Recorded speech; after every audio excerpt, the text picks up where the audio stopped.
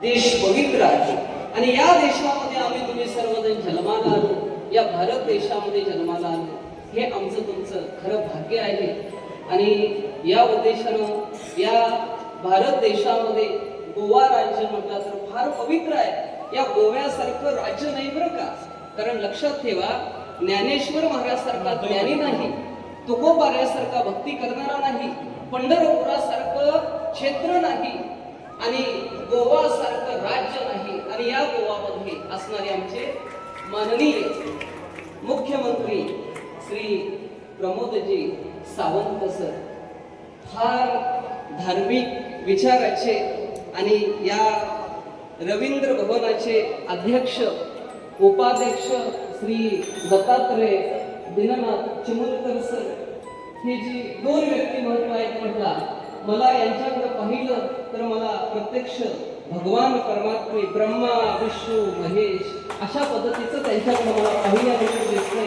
कारण आज मी कर्नाटक महाराष्ट्र गोव्यामध्ये फिरत असताना अनेक मंत्री आले, अनेक मंत्री गेले, अनेक लोक आली, अनेक प्रत्यक्ष म्हटला तर गोवा राज्यामध्ये आतापर्यंत जो चांगल्या पद्धतीने जो विकास झालेला आहे श्री पंतप्रधान नरेंद्र मोदी साहेबांच्या मार्गदर्शनानं या गोवा राज्याचे माझे जिवलग मुख्यमंत्री साहेब, तिसऱ्यांदा मुख्यमंत्री साहेब झालेले आहेत आमचे श्री प्रमोदजी सावंत.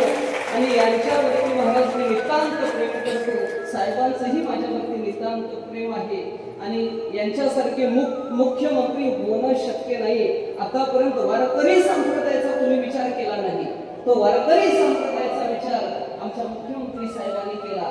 आमचे जे दत्तात्रय चिमुलकर साहेब उपाध्यक्ष आहेत, यांनी विचार केला आणि ह्या ठिकाणी तुम्हाला एक हरिपाठ, ह्या ठिकाणी कीर्तन भजनाची त्यांनी संधी दिली. याबद्दल मी साहेबांचे पूर्णपणे आभार मानतो. साहेबांच्यासाठी एकदा जोरदार टाळ्या वाजवा. आणि ह्या ठिकाणी माझे मनोगत थांबवतो. कुंडली वरदाहरी विठ्ठल श्री नारायण.